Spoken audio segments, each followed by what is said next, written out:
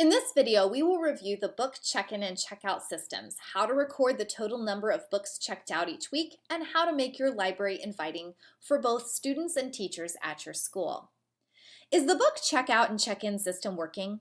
Hands Across the Sea recommends that librarians use either the notebook system or the card system because they are easy to use and easy to train students in using to assist you in making the process go more smoothly. We will review both systems in this video so that you and your library team can determine what way is best for you and your school. There may also be other ways to check in and check out books that will work well for your school too.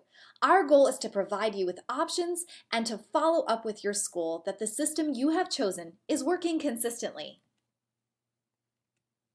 The notebook system is a great way to record the book lending at your school and requires very little setup. Devote one notebook for the school year to record for the whole school, or a notebook or blue book for each grade level if your school's population is on the larger side. We have also seen composition books divided into 5, 6, or 7 sections for each grade level, starting with whatever grade level checks out books. So a section for grade 2, then grade 3, grade 4, and so on, for as many grades as check out books. Inside the notebook, create simple columns to create a system for recording book checkout with the date the book is checked out, the student's first and last name of who is checking the book out, the title of the book, the grade level of the student checking the book out if needed, and the final column is for the date the book is returned. Most schools require students to return a book in order to check out another one, and Hands Across the Sea agrees that this is a best practice and accountability measure for students to keep up with the book that they are reading and ensure that they do not lose it. The notebook system allows check-in and check-out to be happening at your school right away because it requires very little setup before lending. Students or student librarians themselves can learn how to use this method and write in the notebook to help you not feel overwhelmed, especially when large classes visit the library during library time. Another effective way for book check-in and check-out is the card system. You will devote one large index card for each student at the school and keep the cards in a file box divided by grade level or class. On each card, students will write their name, the date the book was checked out, the title of the book, and the date it was returned. Even though it does require some setup on your part to designate one card for each student at the school, the students themselves like this method because it chronicles all the books that they have read and checked out during the course of a school year. This is amazing, and they take pride in it. It also helps with large classes because students can take their card, fill it out, and then bring it back to you to file so that you don't have to physically write it all down in one place for every single child checking out a book. It allows all the students to record their book checkout at the same time and not have to wait in one long line while you record it in the notebook. If your school decides to do this method, you will need to write the names of the students at your school on one large index card in preparation for checkout. For grades 2 through 6, students can help you with this as you train them what to do on the very first visit to the school library at the beginning of the school year, so that it is less work for you to do all by yourself. They are completely capable if trained properly and reinforced over and over again each week until they know the drill and the system by heart. Over the years, Hands Across the Sea has encouraged the card system method, and we will send your school library a file box and a set of 100 index cards to get you started. However, don't wait for us. Get your lending program up and running now with the notebook system until you can transition it over to the card system once the supplies have arrived. This shows us that your school library will actually use the materials we are sending you. Another important measure that all school libraries should have in place is the lending library borrowing record. This chart enables Hands Across the Sea and your school to capture the life of the library. By recording how many books are being checked out each week, we can see how your school's library is doing with real numbers. We can observe trends and also measure progress over time. If your school is small, you may want to devote one lending library borrowing record for the whole school and tally the totals for all the students checking out books on this one sheet. However, if your school is larger, one chart can be used for each class or each grade.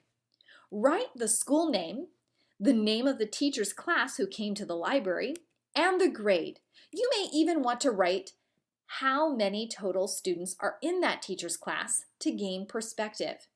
The chart is divided by the 13 weeks in each of the 3 terms throughout the school year. Let's say that your school starts its lending program in term 1 during week 3. It would be great if you started on week 1, but sometimes schools need a few weeks to get things set up and prepared before the students start coming to the library for checkout. Put a tally mark for each student who checked out a book that week from that grade.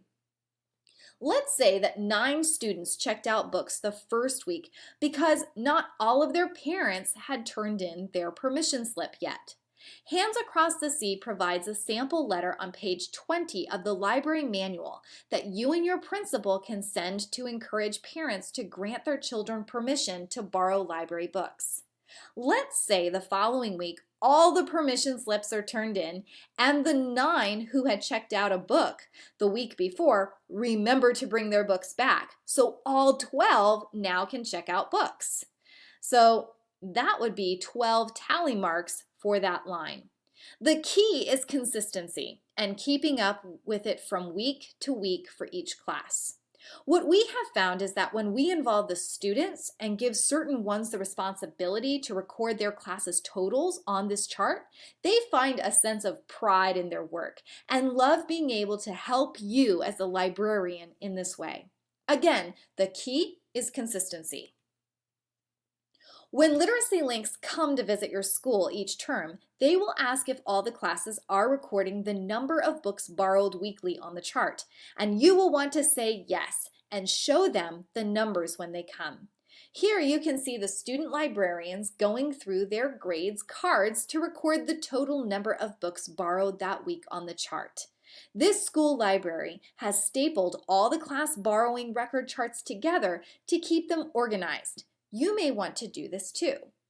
The book borrowing record chart is a great way for our Literacy Links to see how active your school library is, and it is also beneficial to see which classes check out the most books per week consistently.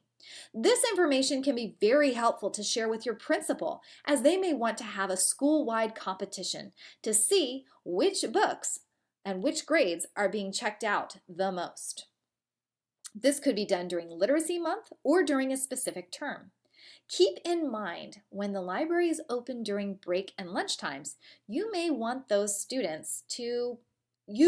have to tally those students to be able to add their numbers to the borrowing record chart.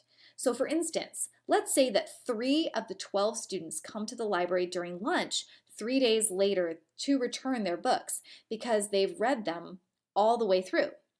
These students want to check out a new book before their library day scheduled for the next week. That's okay. Let them and add 3 more tally marks to their class's totals for this week. You may want to record these totals in pencil, just in case you need to erase something and keep things organized and neat. Once you have the library check-in and check-out systems rolling, you can focus your attention on making your library inviting. You will want to encourage both teachers and students to visit the library, and so having places for children and teachers to sit and read is important. The floor works great for students, but often a floor mat or rug makes a reading corner even more enjoyable for them. How about adding some cushions too? When students know where they can read, your job becomes that much easier because you no longer have to tell them every week where to go and sit and enjoy their books. Another big question is, how can you keep your library tidy and organized? What about unpacking new books and taking inventory? If it is all on you, reaching out to the students for assistance is needed. Consider the most responsible students. Would they mind coming into the library once or twice a week during break time or lunchtime to help you reshelve returned books and library materials, tidy the books on the shelves, and keep the library clean, sweeping the floor, wiping down shelves and book covers?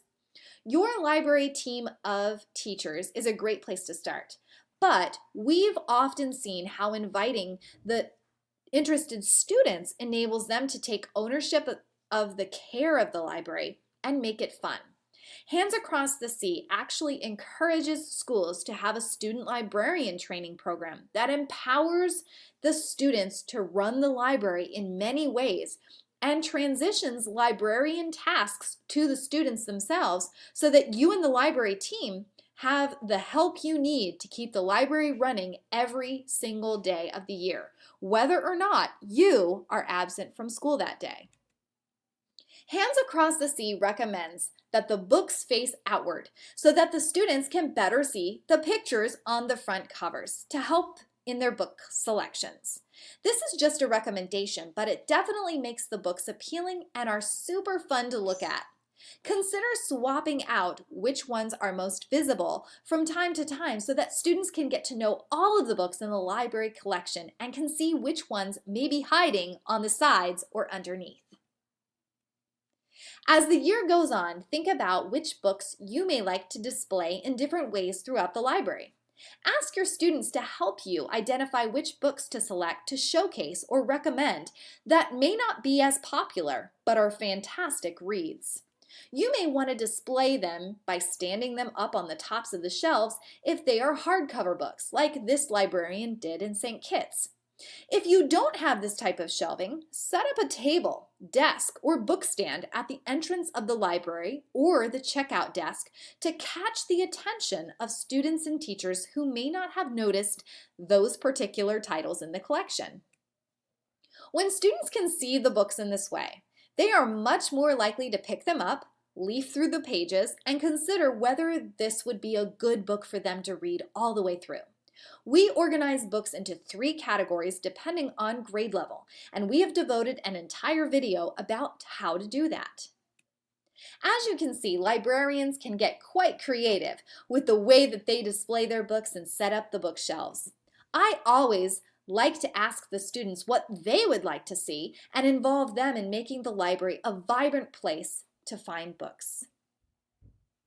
Book displays are important because they showcase books that students may not know exist.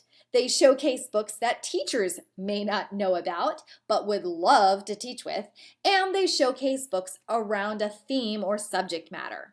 I encourage you to ask teachers what they are teaching or planning to teach in the near future, especially in science and social studies, because there are a lot of books in your library that would correlate really well with these topics, and your teachers may have no clue that these perfect resources exist for them.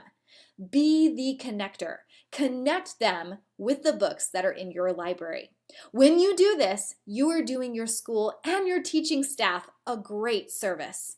A successful library is one that has books and resources being checked out by both students and teachers on a weekly basis. Sharing book recommendations with both the students and the staff will enable your library to be successful. Library themes are also fun, creative ways to get the students and teachers excited about coming to the library. Themes like reading is fantastic or fish for a good book are ways that you can decorate the library each year or term to catch the attention of those who don't come to the library as often or to get the ones that do super excited. Celebrate your school or country's heritage and Independence Day celebrations with the library. You can also display your library's theme through bulletin board displays, window displays, or door displays. The sky is the limit, but when librarians show their creativity, great things happen in the library. Talking about books with students and teachers is the way that they know that these books exist too. When you are sorting through books in the library and come across the Sleeping Beauty Princess book that you know several students in grade 2 would love, tell them about the book. Show them where it is, get them excited about it because I guarantee they are going to be thrilled when it is their turn to bring it home and read it for themselves. Another way to motivate students in selecting books is for you to read some of the books from the library yourself that look appealing to you in your free time. You will never be able to recommend books to others if you don't know what books are in your library and have not read them yourself. Now, don't get overwhelmed or feel like you have to read them all. Start small, make it manageable. Bring home a book each night for a few months and read it to your own children at home before bed. Not only are you getting a chance to read those picture books yourself, but you are also sharing those books with the ones that you love the most. Take a chapter book that interests you off the shelf and bring it with you on the bus to read a chapter or two during your commute each way to and from school. You as the librarian can and should be checking out books too. Tell the students who come to the library what you are reading and what you have just read that you liked or enjoyed. They will be so curious, interested, and eager to know what you thought of it. Talk to them, share the good things you liked and the reality of what you didn't like. It is okay not to like books sometimes, and children want to know that. Students love talking with me about the books that I have read because they like to know my opinions. I love having these conversations with them because I know that it is generating interest about books they might not naturally pick up or choose for themselves. And I am always wanting to expand their reading selections. Getting students excited about books is definitely a huge part of your job as librarian. Whether you are doing it as a volunteer or a paid position, whether you are a student librarian or a Peace Corps volunteer, your passion is contagious. Discuss with individual students or in small groups what they like to read and direct them to books that may interest them most. Give older students a reading inventory to learn more about what kinds of books they may like to read and use that inventory to help guide them in selecting books about topics that most interest them. Reach out to your literacy link through an email or phone call to ask them for a copy of a reading inventory or Google search for one to download off the internet. There are many out there that are outstanding and get you and your students thinking outside the box about books that may interest or intrigue them.